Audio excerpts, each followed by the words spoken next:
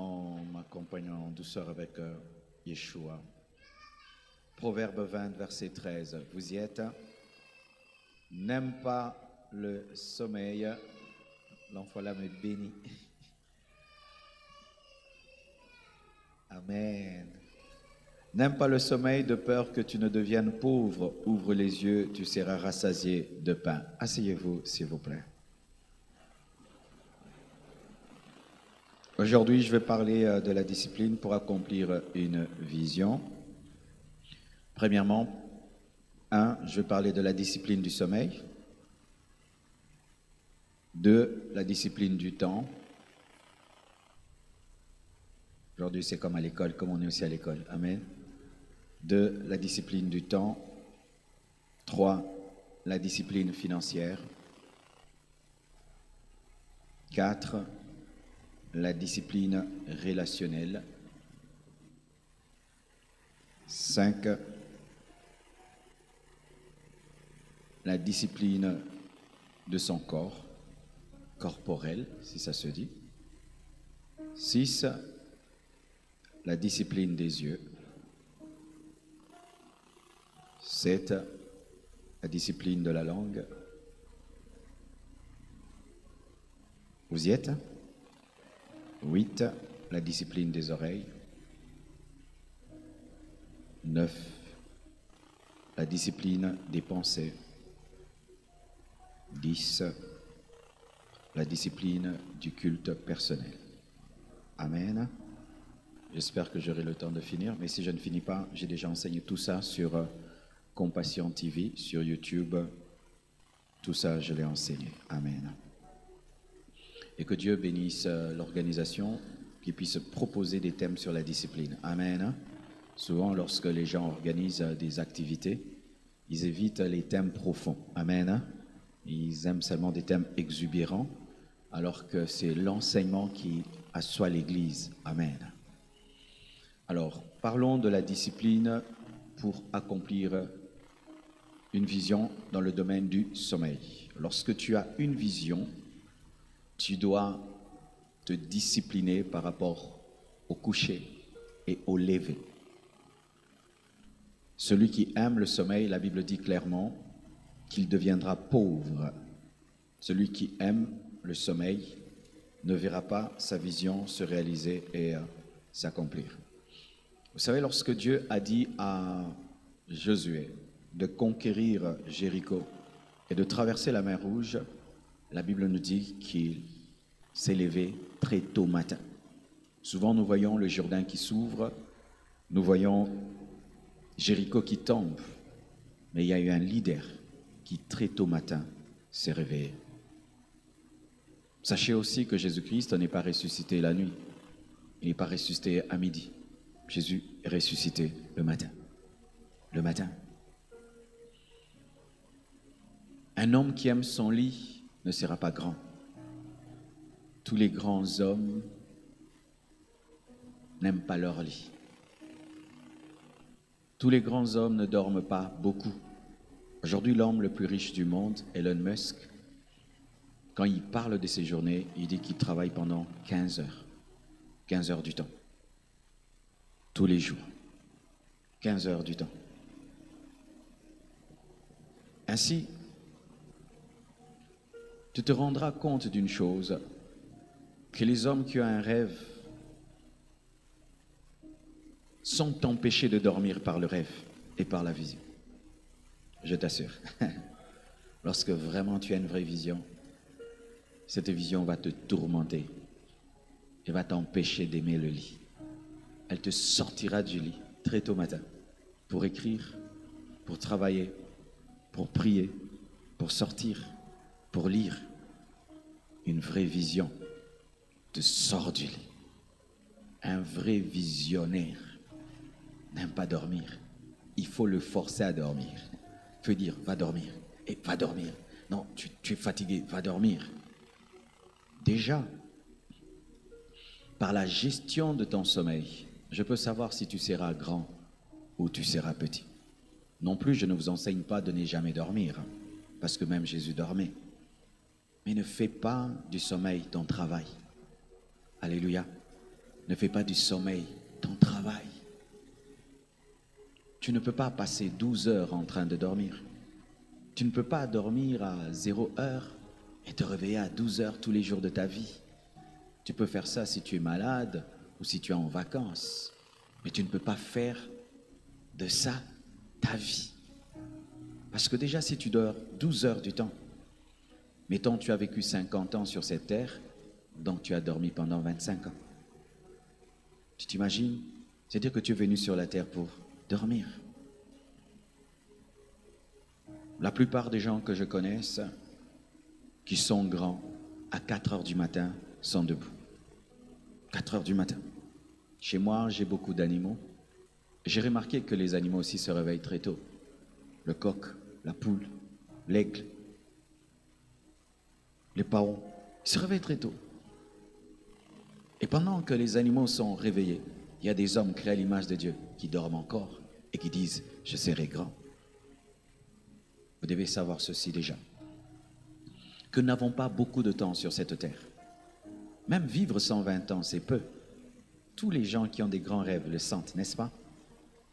Aujourd'hui, j'ai 47 ans. J'ai besoin que Dieu m'ajoute encore même 200 ans pour faire ce que je dois faire. L'homme a été créé pour être éternel. Et lorsque même on a écourté nos vies à 120 ans, ce n'est pas suffisant pour faire des grandes choses. C'est pourquoi lorsque les politiciens ont le pouvoir, ils demandent un deuxième mandat, un troisième, un quatrième, et puis ils refusent de partir. Parce qu'ils trouvent toujours qu'ils n'ont pas tout fait.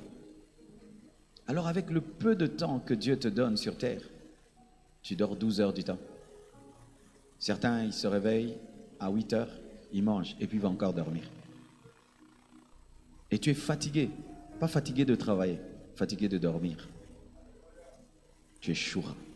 Et tu es un échec, et la pauvreté te surprendra. Et sache même que si tu as un certain succès, malgré que tu es un grand dormeur, sache que tu peux faire plus encore. On nous raconte l'histoire d'un grand basketteur américain. Il est mort l'année passée, je crois, ou il y a 2 ans, dans un crash d'hélicoptère. Scottie Pippen, je crois. Kobe Bryant. Et on dit que lui, avant que les autres n'aillent s'entraîner, il est précédé des heures avant. Et ainsi, il était toujours en avance. Gère bien ton sommeil. Gère bien ton sommeil. J'ai remarqué dans mon pays, par exemple, quand tu te réveilles vers 8 heures et tu sors, tu trouves des embouteillages.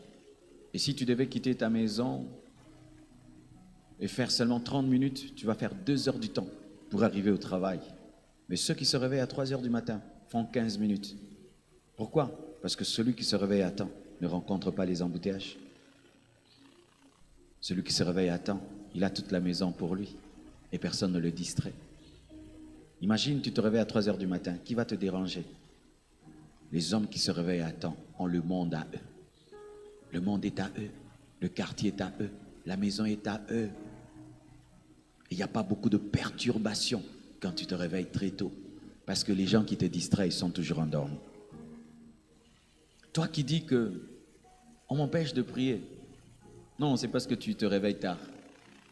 Même si tu as quelqu'un qui a décidé de t'empêcher de prier, comment seulement te réveiller très tôt matin?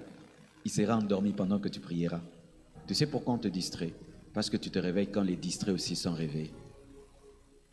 Oh, j'arrive pas à étudier, dans cette maison il y a du bruit, c'est faux. Réveille-toi à 3 heures du matin pour étudier, la maison sera à toi. Parce que celui qui te distrait sera endormi. Même le bébé sera endormi. Gérez bien votre sommeil. C'est parmi les grandes disciplines qu'on apprend dans l'armée, qu'on apprend à l'internat. J'étais à l'internat à l'âge de 12 ans. Et là, j'ai appris une chose, à me réveiller très tôt matin. Parce que si tu te réveilles tard, il n'y a plus d'eau. Il n'y a plus d'eau. Les gens sont passés avant toi, il n'y a plus d'eau. Et si tu te réveilles en retard, on passe par là, on te jette de ton lit. Et si tu te réveilles en retard, tu arrives, il n'y a plus de déjeuner, on a tout mangé. J'étais obligé de me réveiller pour avoir l'eau. Pour qu'on ne me jette pas de mon lit, j'étais obligé de me réveiller pour manger.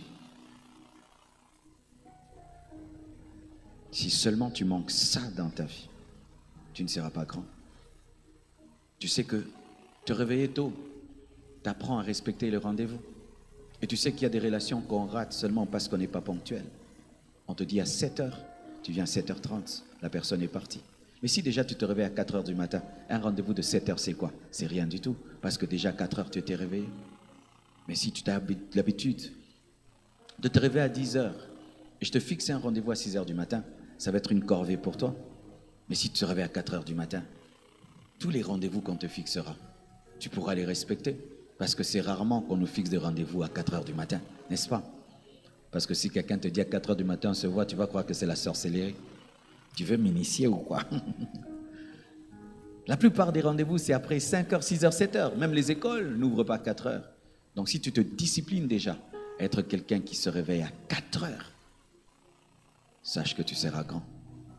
Alors voici comment on fait pour se discipliner dans le domaine du sommeil.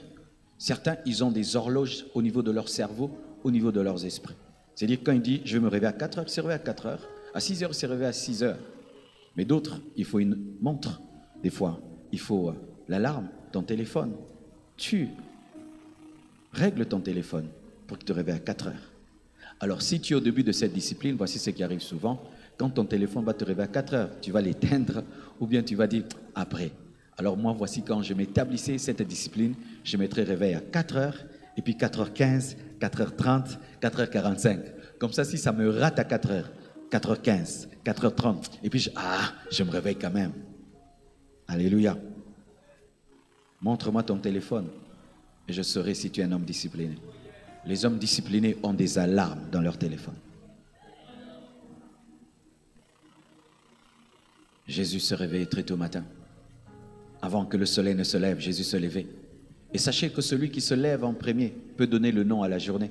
Car c'est celui qui voit l'enfant en premier qui peut lui donner le nom. Quand tu te réveilles à 10 heures, le sorcier a déjà donné le nom à la journée. Malheur, échec. Réveille-toi à temps et donne le nom à la journée. Sois le papa qui voit le bébé naître. Quand la journée naît, tu étais déjà là. Et tu dis gloire, grâce, faveur, succès. J'ai remarqué aussi que les plus grandes idées que j'ai reçues dans ma vie, je les ai reçues le matin. Quand le cerveau est frais, quand je ne suis pas encore intoxiqué par beaucoup de choses. Oh, la reine Elisabeth est morte, je n'ai pas encore appris ça. Tu vois, quand tu n'es pas encore allé vers ton téléphone pour qu'il y ait beaucoup de nouvelles, tu es frais pour recevoir la pensée divine. Réveille-toi le matin. Les grands hommes qui ont inventé des choses ont reçu ces idées le matin. Et le matin, aie un carnet pour écrire les idées du matin, les révélations du matin. Les grands hommes, le matin, ont un bic et ont un cahier. Parce qu'il y a des idées qui ne viennent qu'une fois. Une fois que tu rates, ça ne revient jamais deux fois. Deuxième discipline, qui ressemble toujours à la discipline par rapport au sommeil, la discipline du temps. Marc 1, verset 9, la Bible dit, « En ce temps-là, Jésus vint de Nazareth en Galilée et fut baptisé par Jean dans le Jourdain. Au moment où il sortait de l'eau, il vit les cieux s'ouvrir et l'Esprit descendre sur lui comme une colombe. Et une voix fit entendre des cieux ces paroles, « Tu es mon fils bien-aimé, en toi j'ai mis toute mon affection. » Aussitôt, l'Esprit poussa Jésus dans le désert, où il passa 40 jours tenté par Satan. Il était avec les bêtes sauvages et les anges le servaient. Après que Jean eut été livré, Jésus alla dans la Galilée, prêchant l'évangile de Dieu. Il disait, « Le temps est accompli et le royaume de Dieu est proche. Répentez-vous et croyez à la bonne nouvelle. » Regardez ceci. Jésus fait 30 ans d'anonymat. 30 ans d'anonymat. Et lorsqu'il sort de l'anonymat, vous voyez qu'il avait un calendrier. Il sort directement. Il va au baptême de Jean-Baptiste. Jean-Baptiste le baptise, le Saint-Esprit descend sur lui directement. Il va dans le désert. 40 jours. Il finit directement dans le temple. Et il commence à confirmer la parole sur lui et commence à prêcher. En 3 ans, il finit son ministère et jusqu'aujourd'hui, il influence la terre. Quel est ton agenda? Quel est ton programme? Un homme de Dieu vient de nous prêcher à Kinshasa, Bismarck Tudor. Il dit que tu dois avoir un agenda de 30 ans de ta vie. 30 ans. 30 ans. 30 ans. 30 As-tu même un agenda de cette année? Ou tu as une vie comme une poule au jour les jours? As-tu un agenda de cette semaine? As-tu un agenda de ce mois? As-tu un agenda de cette année? As-tu un agenda d'une année, de 2 ans, de 3 ans, de 4 ans? Il fut un temps, quand j'étais au début du ministère et que j'invitais un homme de Dieu, je dis, viens prêcher. Il dit, non, mon programme est full pendant 3 ans. Je disais, orgueilleux. Tu sais, les médiocres taxent souvent les autres d'orgueilleux. Non, c'est toi qui es désordonné. L'autre, il est ordonné. Mais aujourd'hui, j'ai des programmes de 2 ans, de 3 ans, de 4 ans, de 5 ans. Lorsque j'avais 20 ans, j'ai dit, quand j'aurai 40 ans, il faudrait que je fasse ceci. Et quand j'ai 40 ans, j'avais fait cela. J'avais 20 ans de projet. Quel est ton agenda? Quel est ton projet? Aujourd'hui, nous avons des agendas pour y écrire des prédications. Non, l'agenda, ce n'est pas pour écrire les prédications. C'est pour écrire le programme. Ton téléphone, il a l'option agenda. Mais c'est l'une des applications qui souffre de blessures intérieures dans nos téléphones, l'agenda. Tout le temps, WhatsApp. Mais est-ce que tu entres dans l'application agenda? Quel est ton agenda? Quelle est la gestion de ton temps? Comment as-tu géré cette journée? L'homme qui ne peut gérer une seconde ne saura gérer une minute. Et l'homme qui ne sait gérer une minute ne saura gérer une heure. Et l'homme qui ne sait gérer une heure ne saura gérer une journée. Et l'homme qui échoue une journée échouera une semaine. Et celui qui échoue une semaine échouera un mois. Et celui qui échoue un mois échouera une année. Et celui qui échoue une année va échouer une décennie. La gestion de ton temps. Je me réveille à telle heure. Après m'être réveillé, je fais ceci, je fais cela. Et puis ça, je me repose, je fais ceci, je fais cela, je fais cela. Cette semaine, je dois faire telle chose. Ce mois, telle chose. Cette année, telle chose. Comment tu vas savoir que tu as échoué ou pas s'il n'y avait pas un plan? Cette année était glorieuse. Sur base de quoi? C'est lorsqu'on a fait ce qu'on a prévu qu'on peut dire que c'était glorieux. Si tu n'as pas un agenda, comment tu sauras que cette journée est réussie? Quel est le but de cette journée? Moi, comme je vous enseigne calmement comme ça, c'était dans l'agenda. Enseigner calmement. C'était prévu d'enseigner calmement. Tu ne fais pas les choses pour les faire. Quel est ton programme? Quels sont tes projets? Quelle est ton organisation? Sachez ceci, que celui qui n'a pas un agenda subira les agendas des autres. Si tu n'as pas un programme, tu vivras mon programme. Car les hommes qui ont des programmes utilisent les autres dans leur programme. Quand l'homme de Dieu est venu m'inviter, j'ai dit non, pas cette période, pas cette période, pas cette période, cette période. Je viens pour autant de jours. Pourquoi? Parce que j'ai un agenda. Mais si je n'ai pas un agenda, il peut me garder ici à Saint-Pedro pendant 1 mois. Vrai ou faux?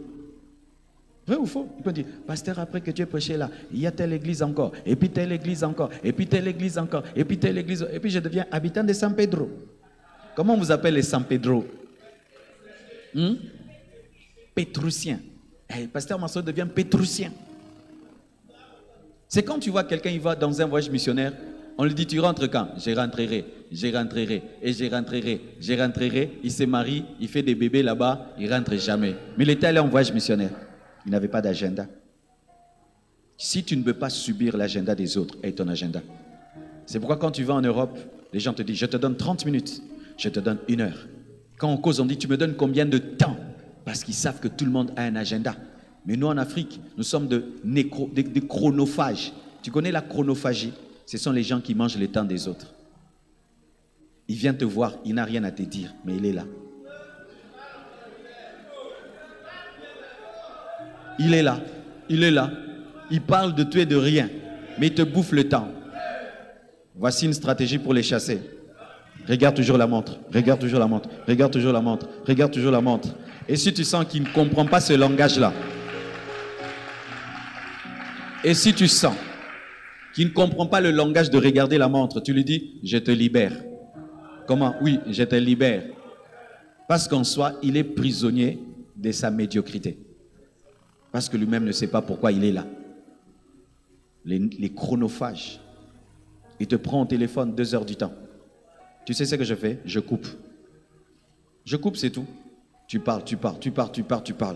Et tu ne vois pas que tu m'as pris 1 heure. Non, je coupe. Bah, je te coupe. Parce que je ne peux pas passer ma vie au téléphone. J'ai beaucoup de choses à faire. J'ai beaucoup de choses à faire. On te prend le temps parce que tu n'as pas planifié ton temps. Ayez des agendas programmés. Ne fais pas des choses, ah, je vais faire 10 ans. Non, commence même par cette année. Comme il te reste combien de mois? 3, 4 mois. Programme jusqu'à la fin de l'année. Et l'année prochaine, programme toute l'année. Et puis commence à oser 2 ans. Et puis 3 ans. Un jour, j'ai suivi à la télévision. C'était la rencontre des chefs d'État d'Europe. Ils planifiaient pour 50 ans. Mais dans 50 ans, la plupart ne seraient pas là. Mais ils font des projets après leur mort. Planifie. Ne dilapide pas ton temps, car le temps qui passe ne revient pas. Alléluia. Deuxièmement, troisièmement, la discipline financière. Je pourrais un peu parler là. Vous êtes prêts? Un tout petit peu.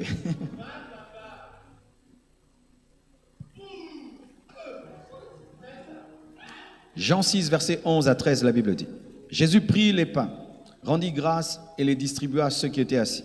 Il leur donna de même des poissons, autant qu'ils en voulurent. Lorsqu'ils furent rassasiés, il dit à ses disciples: Ramassez les morceaux qui restent, afin que rien ne se perde. Ils les ramassèrent donc, et ils remplirent 12 paniers avec les morceaux qui restèrent, 5 pains d'orge, après que tous eurent mangé. Nous voyons que Jésus-Christ fait un miracle. Il multiplie les pains et les poissons. Mais il en reste tellement. Jésus ne dit pas jetez. Jésus dit ramassez les morceaux qui restent, afin que rien ne se perde. C'est-à-dire même pas une miette ne puisse se perdre. Mais comment, Jésus? Toi, tu peux multiplier le pain quand tu veux. Comment tu nous dis encore de ramasser? C'est parce que vous avez mangé aujourd'hui par le miracle, mais demain vous allez vivre par l'économie.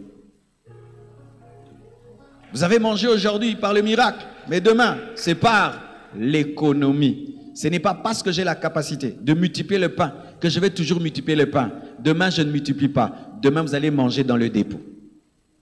Frères et sœurs, si le Dieu riche peut économiser, et toi, un homme qui est né d'un père pauvre, toi qui as un salaire de 500 €, comment tu n'économises pas? Alors que le Dieu riche économise, épargne. Jésus avait un caissier qui s'appelait Judas, un trésorier. Dieu avait un trésorier, donc il avait un banquier. Jésus parle de la banque. Il fallait laisser mon talent auprès du banquier et j'allais venir le récupérer avec des intérêts.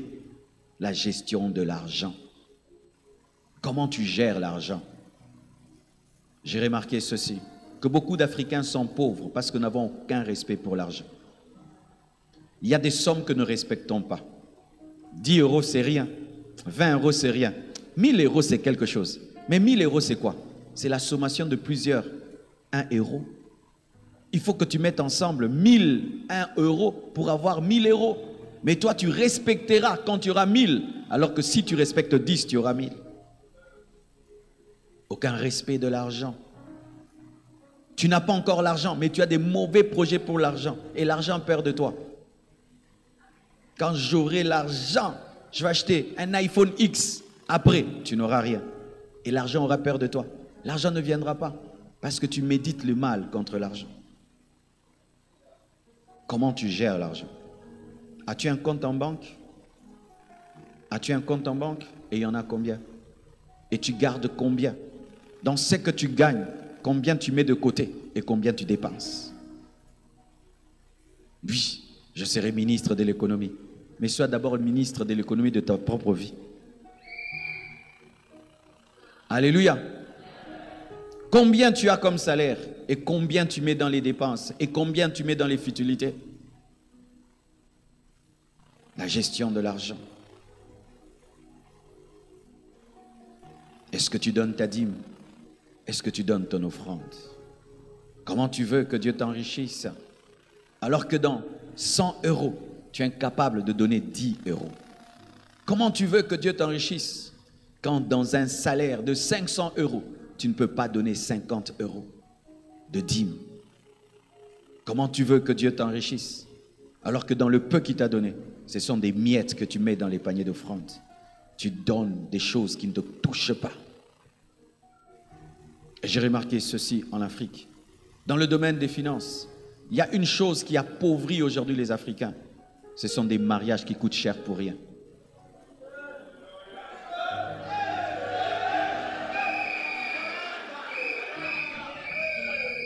Jeunes, ne vous mariez pas comme des enfants des riches quand tu n'es pas un enfant des riches. Ce n'est pas parce que ton frère a fait un mariage de rêve que toi tu dois faire le mariage de rêve. Lui, c'est la famille qui sait cotiser. Toi, tu n'as pas une famille qui donne des cotisations. Et tu vas prendre le peu que tu as pour faire un grand mariage. Après, tu souffres de faim. Et puis, tu as des dettes. Et tu éteins le téléphone comme un voleur. Tellement qu'on va te pourchasser pendant tes lunes de miel.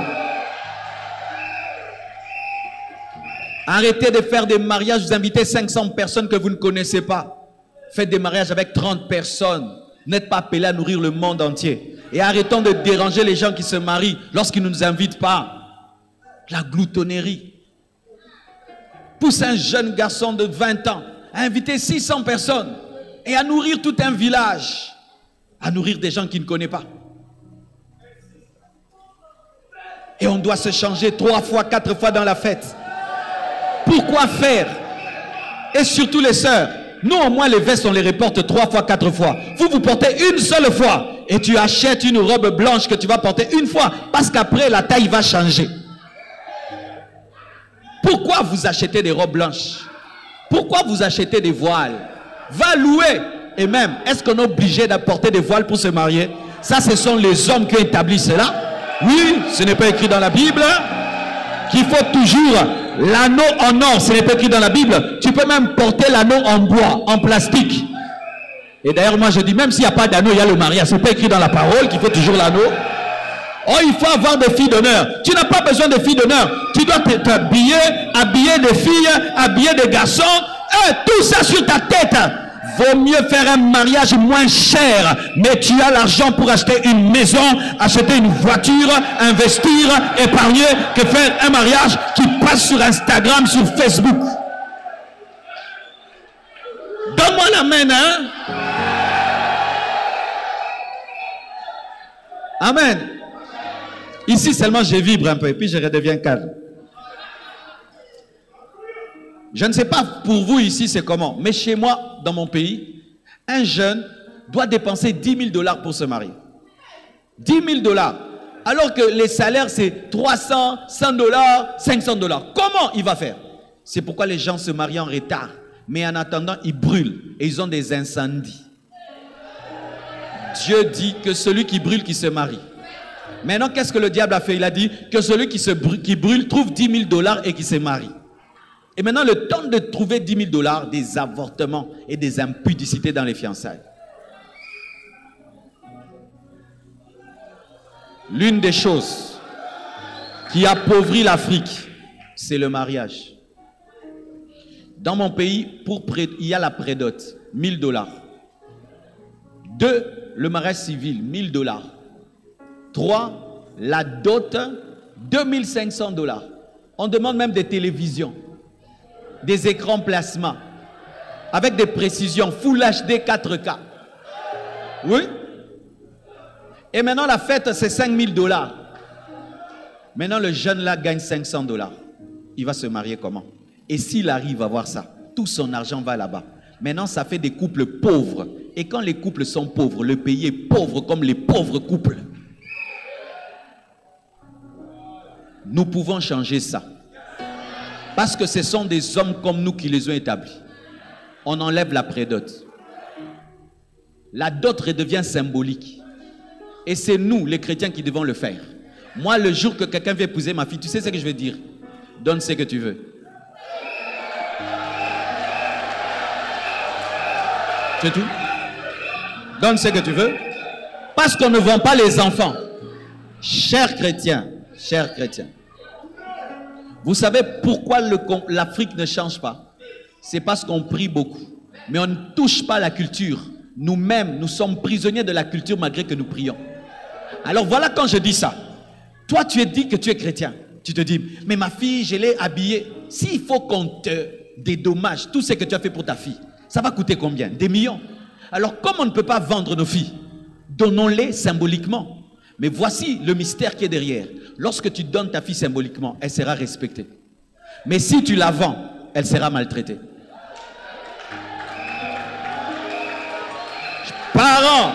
Parents, j'aime ta fille et tu me fais souffrir pour l'épouser. Quand je vais l'épouser, ne viens pas encore me demander. Hein. Parce que tu as déjà eu ton argent, tu as vendu. Et de deux, c'est ce qui pousse les hommes à dominer les femmes parce qu'ils les considèrent comme étant des choses à jeter.